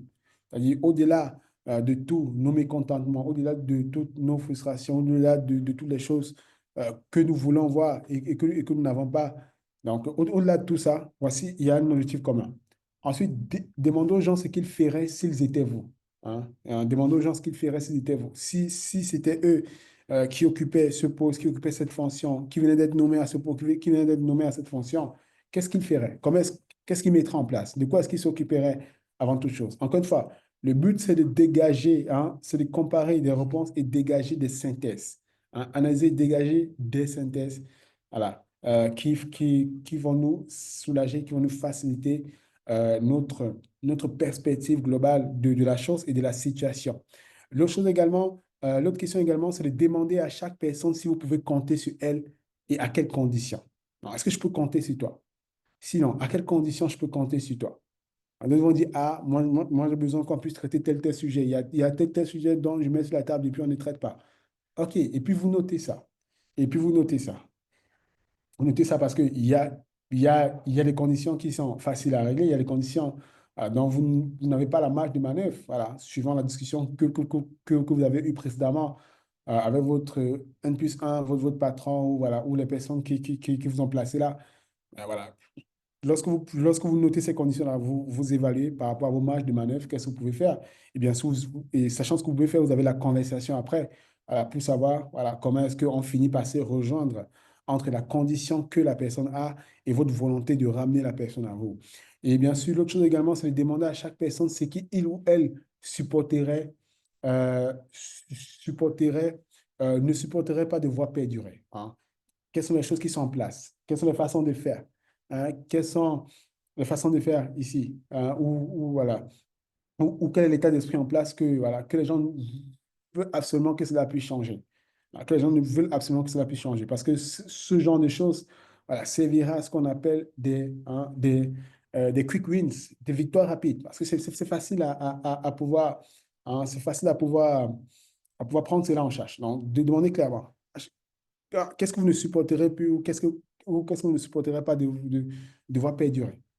Ensuite, proposer une liste d'actions et demander aux gens de vous suggérer un ordre de priorité. Hein, voilà, si l'équipe, et puis je propose une liste d'actions, voilà, c'est quoi? Ils suggèrent, hein, ce n'est pas eux qui décident, ils sont juste en train de suggérer. Mais déjà, mais c'est à moi de proposer une liste d'actions. C'est à moi de proposer, vous dire, voilà, en ayant reçu toutes les informations que j'ai reçues, en ayant eu toutes les conversations que moi j'ai eues, en sachant les enjeux qui sont là, voici selon moi la liste des actions engagées. Voilà. Et puis, suggérer aux gens une note de priorité. Le but, c'est bien sûr, hein, c'est d'émuler les gens. Hein. Le but, c'est d'émuler les gens, faire en sorte que les gens se sentent concernés par ce qui se passe ou par ce qui se fera. Et c'est très important. Voilà, c'est ainsi qu'on arrive à calibrer les échanges voilà, avec les équipes en place, voilà, pour, pour être sûr de comprendre rapidement le contexte que nous avons, bien sûr, en face. Cela dit également, il y a un travail d'analyse stratégique que nous devons faire, un travail de strategic thinking que nous devons faire pour savoir l'état dans lequel se trouve l'unité ou l'organisation que nous allons récupérer et bien sûr comment je vais la régresser ou comment nous allons la régresser pour assurer une bonne continuité. Il y a un travail d'analyse stratégique à faire ici pour savoir, bien sûr, voilà, quel est l'état des lieux. Quel est l'état des lieux. Euh, Première chose ici, c'est c'est de savoir, est-ce que nous sommes actuellement dans du balbutiement? Hein? Est-ce que l'unité que je vais prendre en charge, est-ce que le service, la fonction que je vais prendre en charge, est-ce que nous sommes dans le balbutiement? Non? Est-ce que le service ou le département ou l'entreprise est à refaire entièrement, à remettre en ordre parce qu'il y a du tâtonnement? Alors, si c'est le cas, c'est du balbutiement. Ou bien sûr, est-ce que c'est un besoin, est-ce que l'unité, l'entreprise ou le département de service que je vais prendre en main ou que je vais prendre en charge, est-ce qu'elle a simplement besoin d'accélération? C'est-à-dire, est-ce que l'essentiel est en place? Mais il faut optimiser et accélérer pour améliorer les résultats. Il faut faire les choses davantage, il faut faire les choses plus vite. Hein, il faut monter le tempo, il faut monter le rythme. Hein, et voilà, il faut monter le tempo, monter le rythme, accélérer les choses. Est-ce que c'est le besoin d'accélération qu'il qui est là? Ou peut-être, voilà, est-ce que l'entreprise est en crise ou au bord du gouffre? Donc, est-ce que la crise est passée par là? Et il faut des ajustements drastiques pour assainir, mettre de l'ordre et rétablir les fondamentaux de la performance et de l'excellence. Est-ce que c'est la crise? Est-ce que c'est le balbutiement? Est-ce que c'est le besoin d'accélération? Est-ce que c'est la crise? Ou est-ce que c'est le second souffle ou le besoin d'innovation?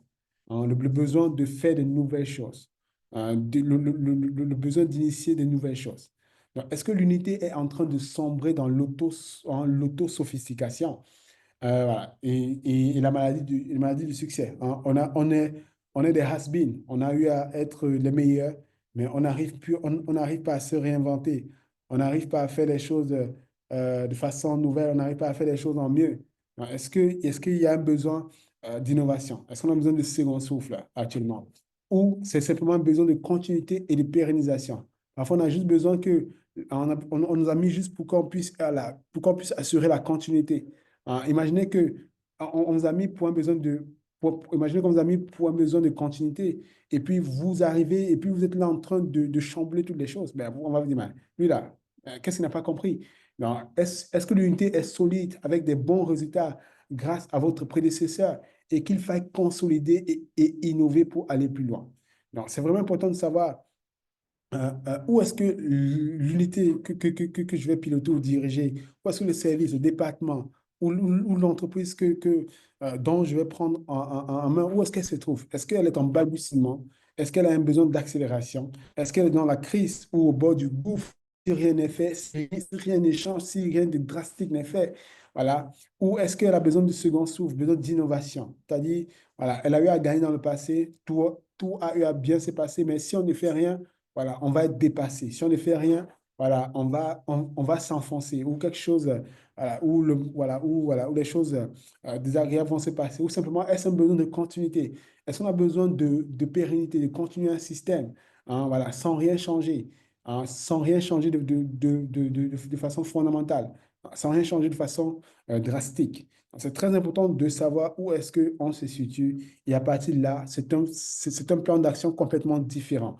Mais si on fait cette erreur d'analyse et de diagnostic stratégique, il va de soi qu'en général, c'est pas d'office, hein, il y a des grandes chances qu'on se casse la figure parce qu'il y a le mauvais diagnostic. Parce que chaque diagnostic donne sur des recommandations complètement différentes, sur des prises en charge et des rythmes complètement différents. Et c'est notre job de savoir où est-ce que l'unité, l'équipe, hein, la direction, le service, l'entreprise que je vais prendre en charge, où est-ce qu'elle se situe actuellement. Et par rapport à ça, bien sûr, il y a un travail différent qui sera fait. Voyons ensemble rapidement pour terminer cette session les 12 clés pour marquer rapidement des points, gagner en crédibilité et devenir l'homme ou la femme de la situation. Allez, c'est écrit 12 clés, mais essentiellement, c'est les 12 actions clés, hein, les 12 actions clés. Alors, je vais corriger ça. Donc, c'est les 12 actions clés. Alors, il y a 12 actions clés que nous pouvons engager rapidement pour marquer des points, hein, et pour gagner surtout en crédibilité. C'est très important. Alors, il y a 12 actions clés. On va voir ça tout de suite. Donc, quelles sont ces 12 actions-là pour gagner rapidement des points, pour marquer des points, gagner en crédibilité et devenir l'homme ou la femme de la situation? Première action clé, c'est l'immersion optimisée. Donc, l'immersion optimisée.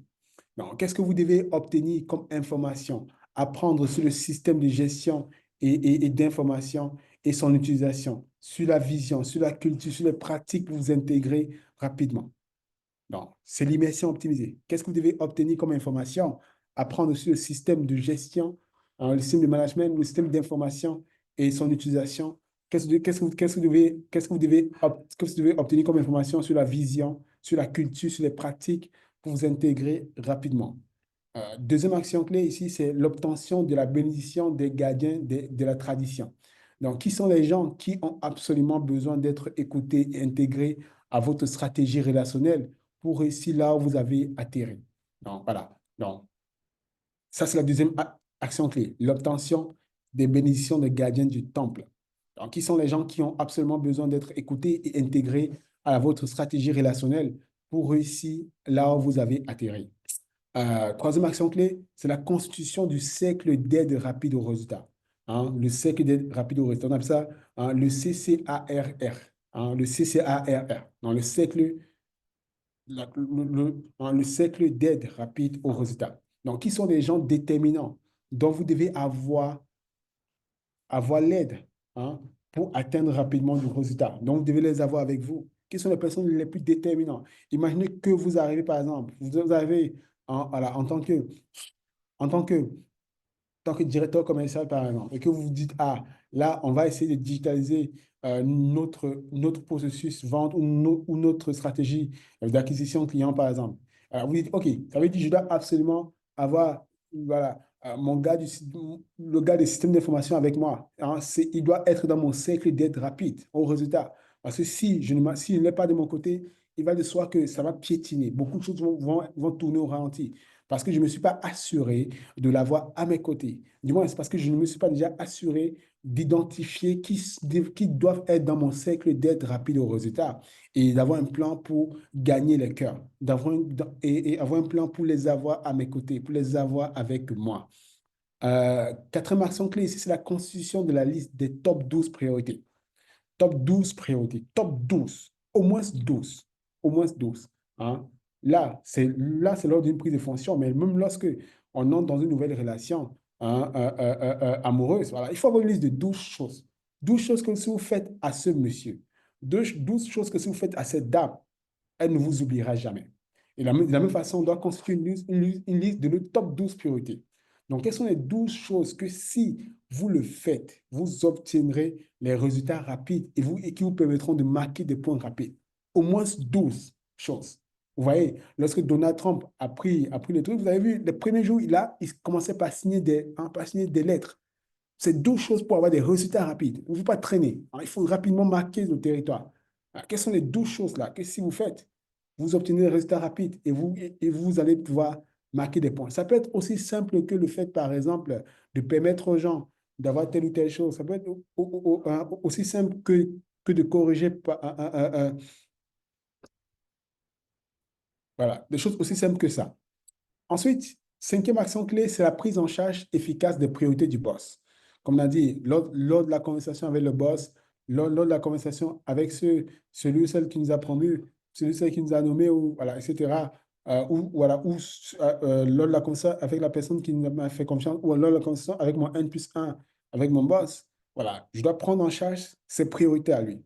Hein. Voilà. Est-ce qu'il y a des priorités pour le boss qu'il faille prendre en compte pour marquer des points? Bon, avec mon boss, quelles sont les priorités que je suis prends en compte? Je vais marquer des points.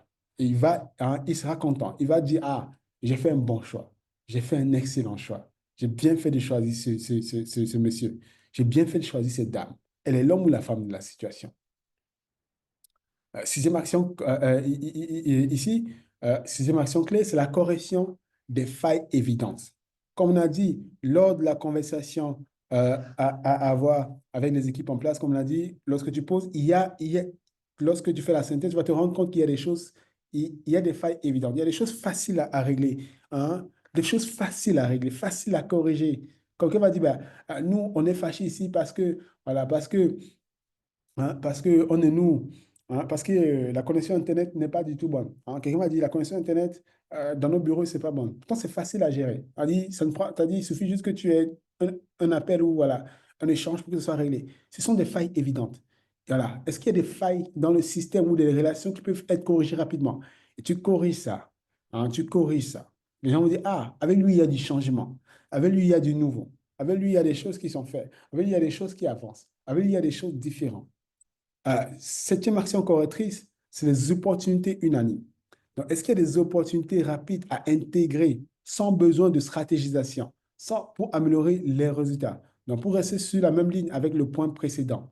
Donc, voilà, quelles sont les opportunités unanimes? Quelles sont les choses que tout le monde est d'accord que si on fait ça, hein, voilà, nos résultats seront meilleurs. Si on fait ça, on aura un bon significatif.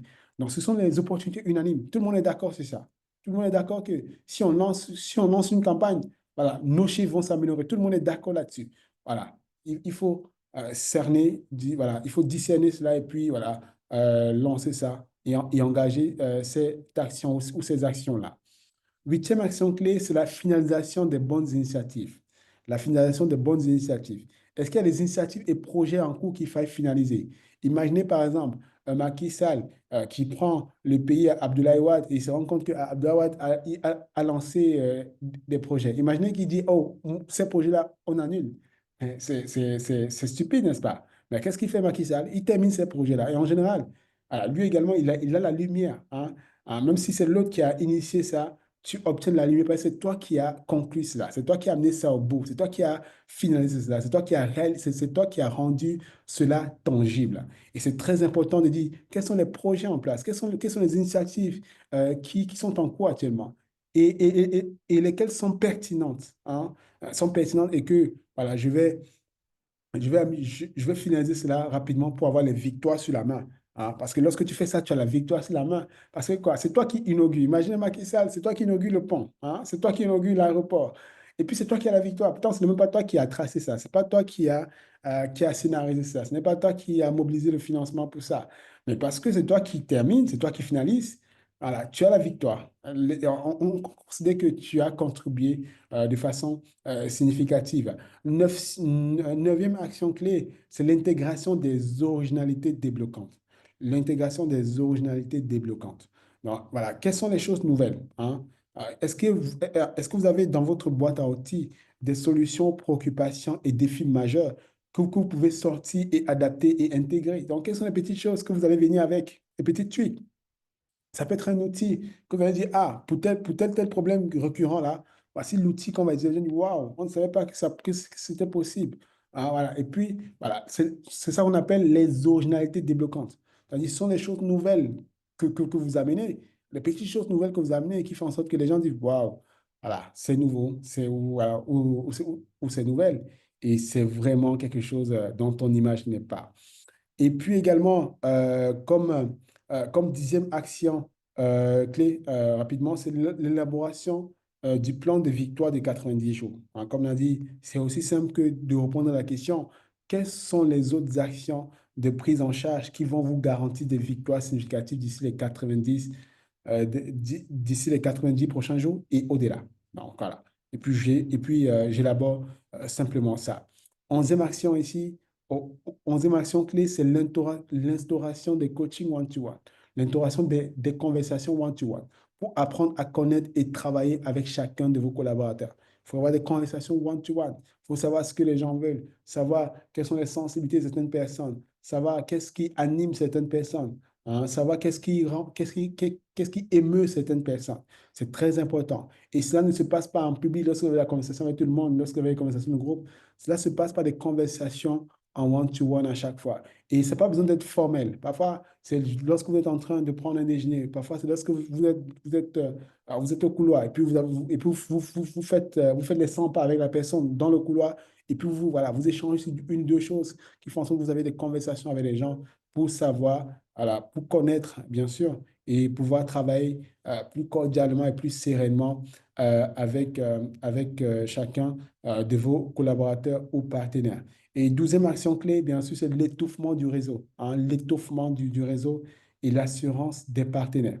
Donc, qui sont les partenaires déterminants à qui vous devez rendre absolument visite assez tôt pour se connecter et maintenir leur confiance, hein, maintenir leur confiance. Hein, le partenaire, parce qu'à chaque fois qu'il y a un changement, les gens se posent des questions. Qu'est-ce qui va changer? Hein, est-ce que je ne dois pas prendre, est-ce que je dois pas prendre des mesures? Est-ce que je dois pas être prudent? Est-ce que je dois pas faire attention? Hein, voilà. Et lorsque vous avez ces rencontres-là, vous rassurez les gens. Les gens sont confiants pour le fait que voilà, les avantages qu'on a toujours eus, on va toujours les avoir, ou voilà, les façons de fonctionner ou de faire dont on a toujours eu, peut-être ça sera toujours d'actualité. Donc voilà, quand c'est ainsi, les gens sont rassurés. Mais si vous ne faites pas ça, voilà, il y aura des bruits de couloir, il y aura du sabotage dans l'air, hein, et voilà, et vous pourrez vous en prendre qu'à vous-même. Parce que vous n'avez pas prévu cela dans vos actions clés pour marquer rapidement et gagner en crédibilité pour vous rassurer d'être et rester l'homme ou la situation du départ. Donc, c'est notre job, voilà, c'est notre job de faire ça. C'est pas quelqu'un d'autre de faire ça. C'est pas quelqu'un d'autre de faire ça. On va sortir rapidement, en voyant ensemble les critères à prendre en compte pour savoir les réformes à engager. Parce qu'encore une fois, si la situation de l'entreprise, c'est du balbutiement, ou c'est du besoin d'accélération, ou c'est de la crise, ou c'est un besoin de second souffle, ou besoin de continuité et de pérennisation, il y a certainement des réformes que nous allons mettre en place, des choses nouvelles à faire, des choses nouvelles à intégrer, des choses à optimiser. Voilà, il y a des critères. Le critère numéro un ici, c'est la pertinence. Est-ce que, est-ce que ce que je m'en vais faire ou ce que je m'en vais initier est vraiment nécessaire ou déterminant? Le but, c'est de vraiment s'assurer, est-ce que c'est vraiment nécessaire, c'est vraiment déterminant? Encore une fois, encore une fois, il faut rester sur des choses déterminantes, sur des choses à fort effet de levier. Si je fais ça, l'impact, encore une fois, lorsqu'on démarre, si je fais ça, l'impact sera important, l'impact sera considérable. Le deuxième critère, c'est la cohérence. Est-ce que ce que je m'en vais faire ou initier est cohérent avec les objectifs que je veux atteindre? Est-ce que c'est cohérent avec les objectifs que je veux atteindre? Troisième critère, c'est l'adéquation. Est-ce que ce que je m'en vais faire est en adéquation avec le contexte et la culture? Si oui, good. Sinon, comment est-ce que je m'assure que cela voilà, puisse être prendre en compte, pris en compte? Et puis, le quatrième critère, c'est la bénédiction. Aussi simple que ça. Est-ce que j'ai la bénédiction de mon patron ou de mes patrons les plus déterminants pour le faire? Cinquième critère, c'est la priorité. Est-ce que ce que je m'en vais faire est ce qu'il faut en premier pour optimiser les chances de résultat? Et le sixième critère, c'est l'excellence. Est-ce que ce que je m'en vais faire est ce qu'il se fait de mieux actuellement? Ou est-ce qu'il y a des améliorations et tendances que je dois bien sûr, je dois bien sûr intégrer. Le but, c'est pas de tout faire. Le but, c'est de, voilà, voici les critères que j'utilise. J'utilise la pertinence, je la cohérence, j'utilise l'adéquation. Je m'assure également, je le critère bénédiction. Parce qu'il y a des choses il y a des réformes, voilà, que si vous faites sans avoir des bénédictions, voilà, vous allez bien sûr vous casser la figure. Parce qu'il faut des bénédictions pour ça. Il faut l'accompagnement. Il faut que les gens sentent que vous avez l'ombre de quelqu'un. Que quelqu'un tient vos mains, que vous avez l'ombre de quelqu'un sur votre tête, que quelqu'un est avec vous. hein. Et c'est ça la bénédiction. Vous envoyez un mail à quelqu'un, la, la personne ne répond pas, par exemple, mais lorsque la personne voit que telle personne est en copie du mail, la personne répond, n'est-ce pas? Parce que c'est que cette personne est avec vous, vous avez la bénédiction de cette personne. Si cette personne est là et remarque, il y a la priorité, il y a l'excellence, comme on a dit. Donc, c'est exactement ces critères-là qu'il faut bien sûr prendre en compte voilà, pour savoir quelles sont les réformes que nous devons bien sûr engager. Allez, voilà, c'était ce qu'on avait prévu pour cette classe digitale. Donc, le but était de voir avec vous comment réussir avec plus, voilà, avec plus de sérénité, plus de confiance, sa prise de fonction. On a vu, et c'était le but également était de voir ensemble les 11 erreurs à éviter, les 12 actions clés pour marquer des points positifs en moins de 100 jours. On a vu dans cette classe les choses qui ne sont pas évidentes lorsque vous prenez un nouveau poste en interne comme en externe. On a vu dans cette classe le travail de préparation d'enquête qui est très important à faire avant de prendre un nouveau poste. On a vu ce travail-là.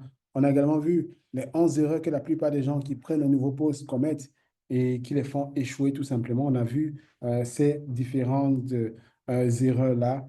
On a également vu durant cette classe les 9 choses que la plupart des managers regrettent d'avoir banalisées à leur prise de fonction et comment les intégrer. On a vu ces 9 choses-là.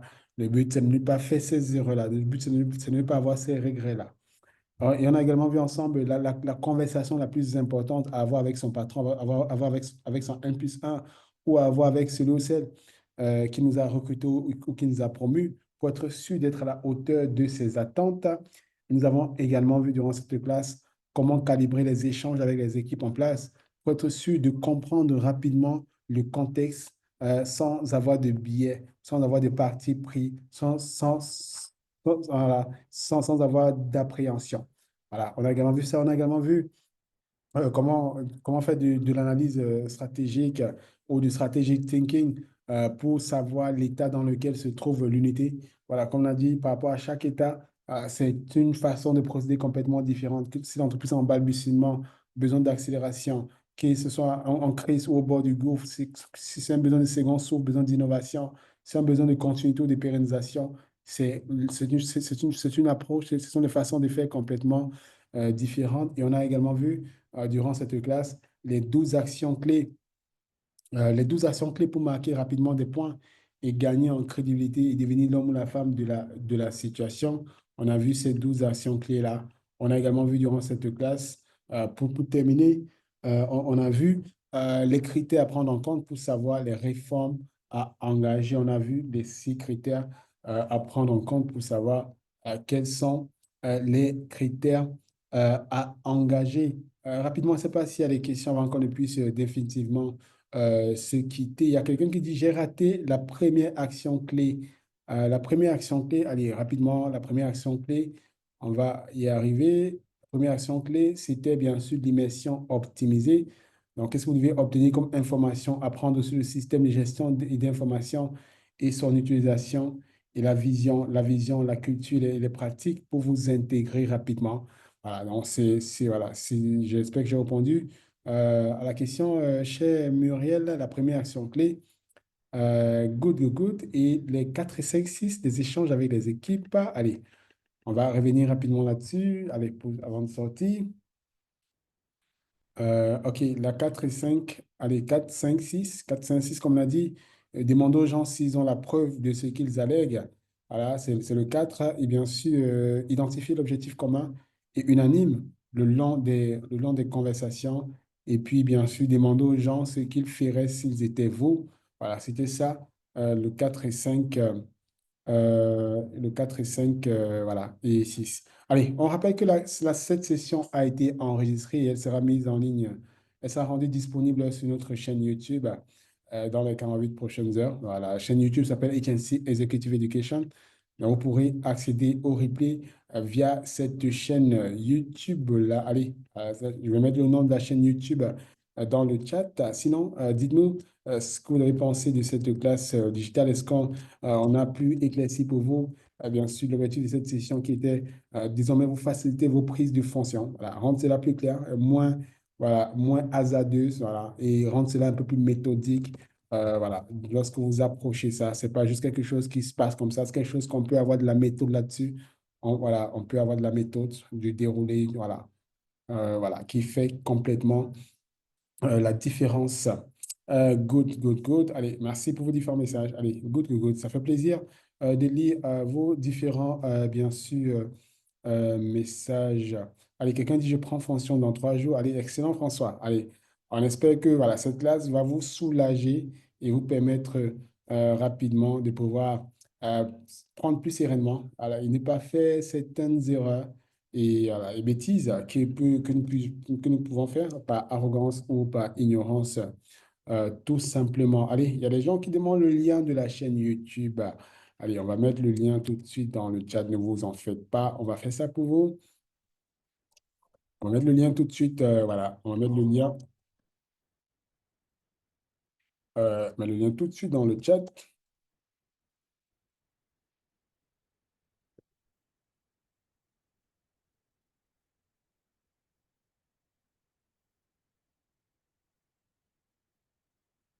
Et bien sûr, si vous souhaitez vous faire accompagner, voilà, coacher pour une prise de fonction actuelle ou future, bien sûr, voilà, nous, c'est notre job. Hein. Notre job, c'est de simplifier et accompagner. Voilà.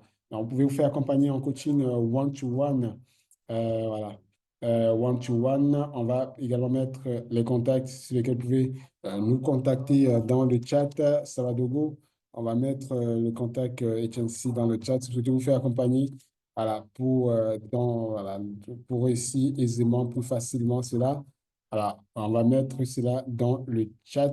Voilà, on a mis contact HNC dans le chat. Vous pouvez bien sûr nous écrire à ce numéro-là afin d'être assisté, afin d'être aider afin d'être bien sûr coaché pour le faire bien, pour le faire mieux et pour éviter des douleurs et voilà, voilà, que nous aurons pu simplement bien sûr éviter. Allez, il est vrai qu'il y a quelques questions qu'on n'a pas répondues, mais là, nous avons explosé le chrono, il est 19h30. On va s'arrêter là pour cette session. Merci infiniment à tous. Ce fut un plaisir d'être en direct avec vous à l'occasion de cette classe digitale sur réussir sa prise de fonction. Rendez-vous le vendredi prochain pour une nouvelle classe digitale. Et bien sûr, rendez-vous dans vos différentes villes pour les journées de la croissance commerciale. Comme je dit, on a commencé à Abidjan aujourd'hui et on aura le plaisir et on aura le plaisir voilà, de continuer demain à Abidjan et bien sûr dans les autres villes voilà, qui sont là, notamment Niamey, Dakar, voilà, Lomé, etc. On a partagé le lien